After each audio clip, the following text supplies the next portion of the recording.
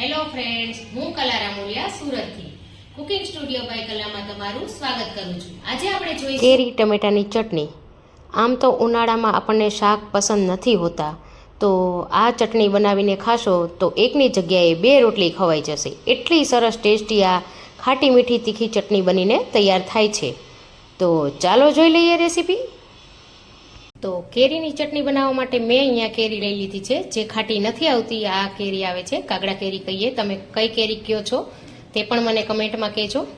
તો એક કાગડા કેરી લીધી છે, 2 ટામેટા, થોડા ધાણા ભાજી, 1 ડુંગળી, 4 થી 5 લીલી મરચી જે એકદમ તીખી આવે છે, અને 6 થી 7 મોટી મોટી લસણની કળીઓ લઈ લીધી છે. તો હવે આપણે કેરીને કાપી લેવાની છે.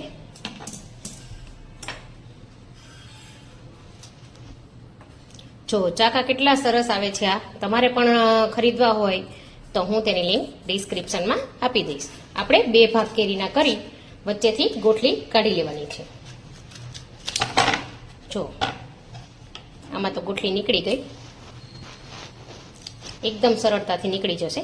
આના તમારે વધારે ભાગ કરવા હોય તો પણ તમે કરી શકો, પણ મેં અહીંયા 2 ભાગ કર્યા છે. એ જ રીતે આપણે ટામેટાના પણ 2 ભાગ કરી લઈશું.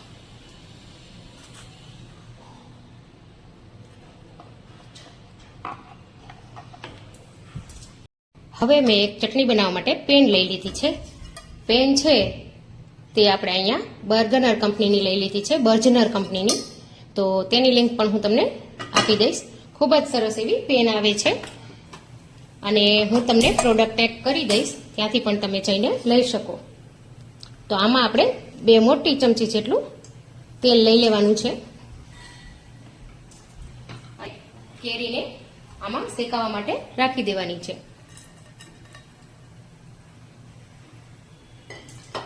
તો આપણે આ રીતે કેરીને રાખી દઈશું.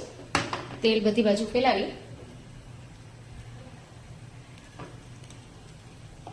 ત્યાર પછી ટામેટા પણ રાખી દઈશું આ રીતે, અને ત્યાર પછી આપણે રાખી દઈશું મરચી. મરચીના આપણે 2 ટુકડા કરી લેવા, મોટી હોય તો. મીડિયમ ગેસ પર જ આપણે કરવાની છે આ. ત્યાર પછી હું ઉમેરી દઉં છું લસણ. હવે આપણે આને ઢાંકી દેવાનું છે, અને 2 થી 4 મિનિટ સુધી થવા દઈશું. આ રીતે હું ઢાંકી દઉં છું. આપણે આ થોડું નરમ પડે ત્યાં સુધી આપણે સાઈડમાં ડુંગળીને કાપી લઈશું. ડુંગળીને એકદમ ઝીણી ઝીણી કાપવાની છે. અહીંયા ડુંગળીને એકદમ ઝીણી ઝીણી આ રીતે કાપી લીધી છે. તો હવે આપણે ચટણી તરફ જઈએ. તો એકવાર આપણે ખોલીને જોઈ લઈએ. તો ટમેટામાંથી જ્યુસ આ રીતે નીકળી ગયું છે થોડું, અને આપણે કેરીને સાઈડ ચેન્જ કરી લેવાની છે. જો થોડું થોડું થઈ જાય એટલે સાઈડ આપણે ટમેટાની અને કેરીની કરી લઈશું આ રીતે ચેન્જ. આપણે પાછું એકવાર ખોલીને જોઈ લઈએ. તો ખૂબ સરસ એવી કેરી પણ નરમ પડી ગઈ છે. તો આપણે એને નીચેની સાઈડથી પણ સરસ શેકી લઈશું. પાછી ઉલટી કરી દઈશું એકવાર. જુઓ,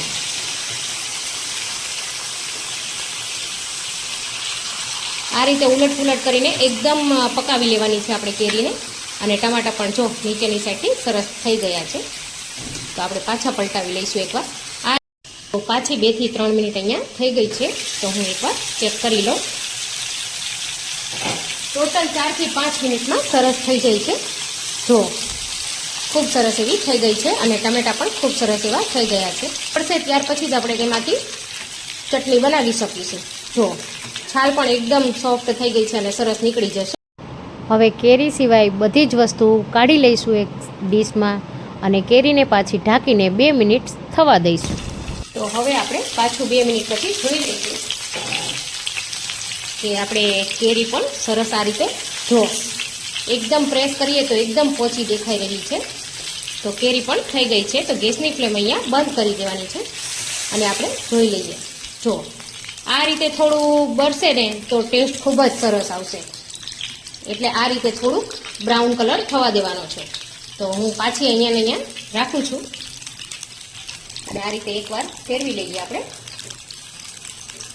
અને ત્યાર પછી આપણે આ કેરીને પણ ડીશમાં કાઢી લઈશું, જેથી તે સરસ ઠંડી થઈ જાય અને આપણે તેની ચટણી સરસ એવી બનાવી શકીએ. તો મેં અહીંયા કેરીને પણ કાઢી લીધી છે અને હવે આ બધી વસ્તુને આપણે ઠંડુ થવા દઈશું.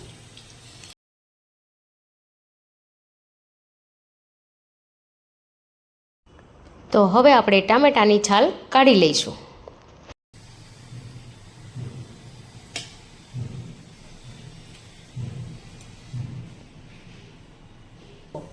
કેરી હોય છે તેમાંથી આ રીતે તમે કાઢો એટલે ખૂબ જ સરળતાથી નીકળી જશે. જો નીકળી ગયો છે.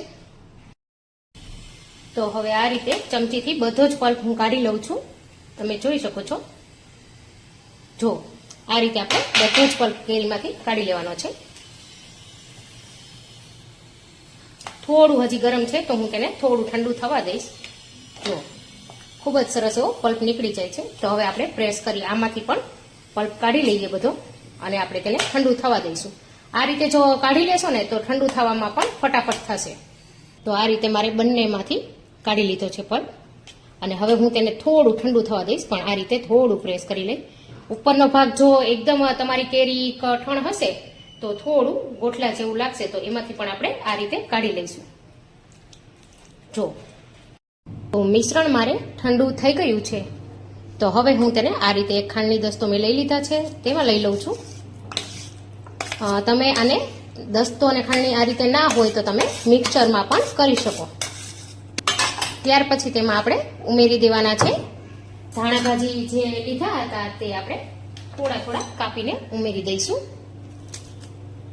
આ રીતે થોડી કૂણી કૂણી દાંડી સાથે જ લીધા છે, જેથી તેનો ટેસ્ટ ખૂબ જ સરસ આવશે. અને ત્યાર પછી હું ઉમેરી દઉં છું ડુંગળી. અને ત્યાર પછી એમાં હવે આપણે મસાલા પણ સાથે જ કરી લેવાના છે. તો અહીંયા થોડું ખાટું મીઠો ટેસ્ટ બેલેન્સ થાય એ માટે હું 1 ચમચી જેટલો ગોળ નાખું છું. ત્યારબાદ આપણે મીઠું ઉમેરીશું. મીઠું આપણે થોડું ઓછું ઉમેરીશું કેમ કે આપણે ચાટ મસાલો પણ ઉમેરવાના છીએ. થોડો ચાટ મસાલો ઉમેરીશું. મોટી ચમચી ધાણા જીરું ઉમેરવાનું છે. ધાણા જીરું વધારે ઉમેરજો. ગરમ મસાલો અડધી ચમચી ઉમેર્યું છું અને 1 ચમચી જેટલું આપણે કાશ્મીરી મરચું ઉમેરીશું. અહીંયા 1 ચમચી જેટલું ઉમેરી દઉં છું.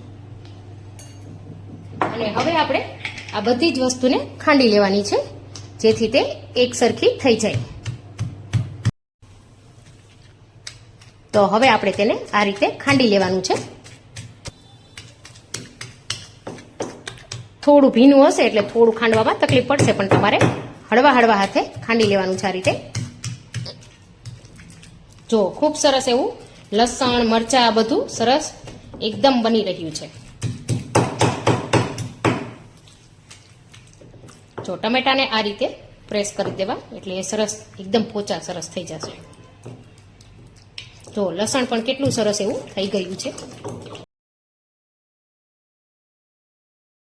તો હવે આ જે તેલ હતું તેમાં મેં 1 ચમચી બીજું તેલ ઉમેરી દીધું છે. અને સેમ પેનનું તેલ યુઝ કરીશું કેમ કે તેમાં તેનો ટેસ્ટ ખૂબ જ સરસ હશે. તો સેજ જ થોડું ગરમ થાય, હલકું ગરમ, એટલે આપણે ચટણીમાં ઉમેરી દઈશું.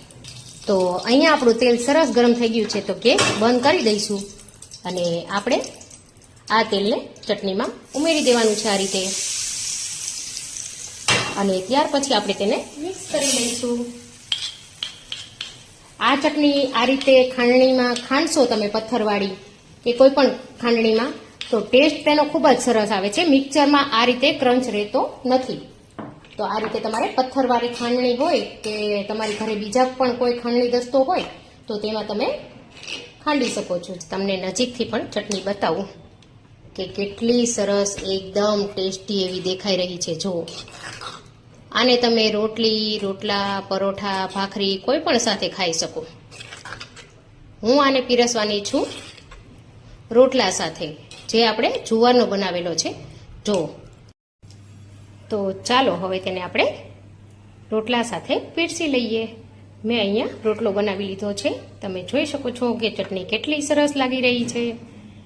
એકદમ સરસ ટેસ્ટી એવી. તો ચાલો આપણે તેને ટેસ્ટ કરી લઈએ.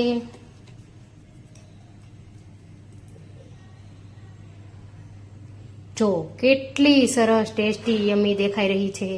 આની સાથે શાકની પણ જરૂર નથી પડતી, એટલી સરસ ટેસ્ટી આ ચટણી બનીને તૈયાર થઈ છે. ખાટી મીઠી, સરસ તીખી. તો તમે પણ ફ્રેન્ડ્સ જરૂરથી ટ્રાય કરજો મારી આ રેસીપી અને કમેન્ટ કરીને કહેજો કે તમને મારી રેસીપી કેવી લાગી.